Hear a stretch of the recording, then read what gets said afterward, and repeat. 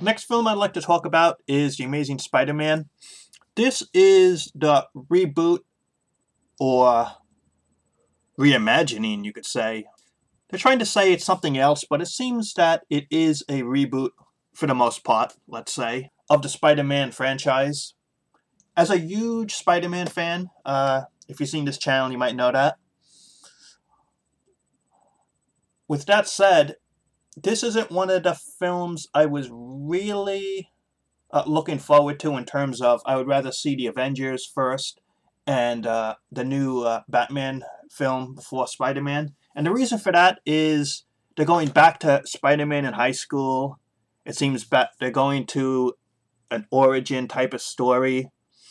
And it's just way too soon to go in that direction. I thought it seems even though they're trying to do a different take on his origin, that they're still stuck in that era of the character's history, and that's unappealing to me. I would rather they just have moved on to a different direction, just tell a new story, rather than going steps backwards just to have a story that centers around the origin or some type of story like that. It was way too soon for that, and that just took away some of the appeal for wanting to watch that type of Spider-Man movie, if you know what I'm saying. And still don't like the costume change, but I guess one of the reasons they went with that direction is they figured they were doing a new Spider-Man franchise of films, and they wanted it to look visually different, maybe, than the original three films. That could have been maybe one of the reasons. But having watched the recent trailer with the lizard, I have to admit it looks better than I was thinking it would be. It seems like this movie might actually be a sleeper hit. And I say that because I think many comic fans want to see the Avengers more, or Batman, or Lord of the Rings, the Hobbit one. And Spider-Man, even though it's a big name, it might be slipping under the radar. Because maybe, as I said, other fans also about the whole origin thing, not liking it. And this one might actually be a surprise hit. And that would be really cool.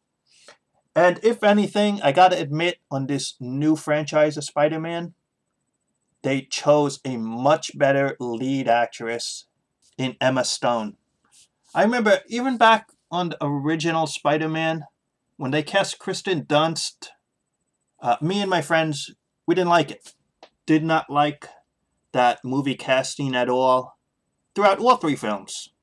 From the first announcement of it to the end of those three films, Hollywood has so many actresses, so many beautiful actresses, either established or new, to choose from, and they chose Kristen Dunst.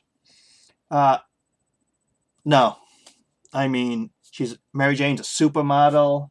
She's supposed to be like ultra beautiful, and I just didn't see that in Kristen Dunst. She's just like average on that level. Now you look at Emma Stone, and she's cute. I mean, that's a good-looking leading lady for the Spider-Man franchise. They chose right when they got her for the role.